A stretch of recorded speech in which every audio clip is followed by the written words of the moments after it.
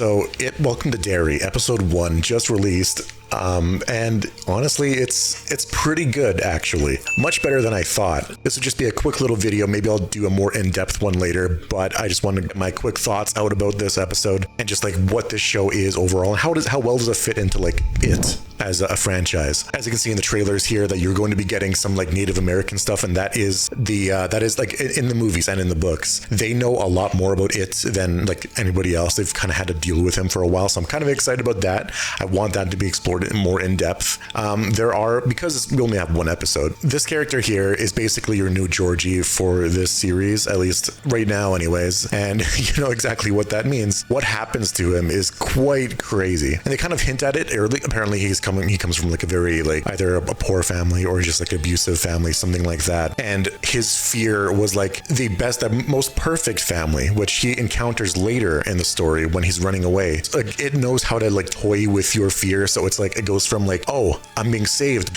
and then it just like contorts and it gets stranger and stranger, and you know things aren't quite right, and it gets very disturbing, very gory as well, and it's a great scene, a great way to start the series, honestly. So that's amazing. By the end of it, you got this bat creature here just terrorizing everybody. It's so bizarre, right? I've never seen it as like a monster possess or like pretend to be multiple people at once. Usually it's like one person at a time. So this is like a whole new thing that, at least for me, maybe I'm wrong about this, when me post in the comments. Also, I just want to point out, I love this shot here of like the moment he finds some semblance of like, I know how to deal with this fear, I could just like hide and shut it away. It just gets angry at him. Look at how they all like turn their heads like that. Amazing. I love that. That's great. Stuff with the army here is interesting to me. I've always wanted like the army itself, or like some kind of like science to kind of like acknowledge it. You know, I find that always interesting in movies like this, or movies or TV shows, whatever. So this is good to me. I'm interested in how it's going to play out. We only have 8 episodes, so I really hope it's a self-contained story in a way, and doesn't like the story's going to get resolved in the second season or something like that, which would be very disappointing. And just like how the first movie played out, all of these main characters, they're pretty much stand-ins for that cast. However, she is going to be carrying on. They all see it. They all have experiences with it, and they're all very creepy. She has the classic one where it is just talking to her through a drain. I guess he likes to do that. You know, there's many things he could do, but the drain thing he loves, because this is not in the timeline. This is not it's not the last time he's going to be doing this. So I want to talk about this lampshade scare. It's not bad. It looks pretty good.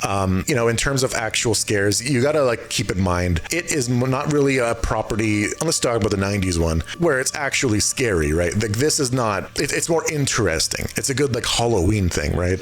Maybe this is the kind of thing that kind of scares you, but for me, I find it more like cool. It's like, that's a cool effect. That's pretty good. And okay, I want to talk about this scene here, because this is also where it's like, okay, because there are emerging threads and we only have one episode right now, it isn't clear how this connects to anything. You could literally take all the army stuff out of this and there would be no change. It's very much like at first I'm watching this, I'm like, okay, so this has to be it, right? It's got to be it. It can like, it's shown in this series anyways, he can pretend to be multiple people, and I guess his fear could be this exact situation. It's unusual for him to prey on like adults, but he has done that, as you see in like chapter 2. But yes, right now this seems so like out of place. Like they want information on the B-52 bomber, and you know for a fact that that one white guy, that one racist guy, is definitely among this group as like a traitor, because I'm pretty sure that's probably what's going on here. I hope this has a good through line to the clown. Because I don't quite see it. I assume that the B-52 bomber is not actually why they're there, and that in reality what they're really investigating is the meteor itself, the clown. I assume that's what they're going for here, but that's like a big swing just based on the trailer. Also, I just want to say Andy Muschietti does creepiness really well. Like this gives me sinister vibes of like the characters kind of like noticing you from the film. It's very good. Also, like this theater scene pretty much like sells the show for me as like, okay, I'm gonna continue watching. I gotta see where this goes. And they do a complete, okay, this obviously spoilers, right? They do a complete fake out where it's like, okay, these are not your main characters. Maybe 2 of them will be, but like all the other ones are dead. It's pretty wild. But overall, I would rate this episode like an 8 out of 10. Like it's a pretty good start to a series. I don't have many complaints about it.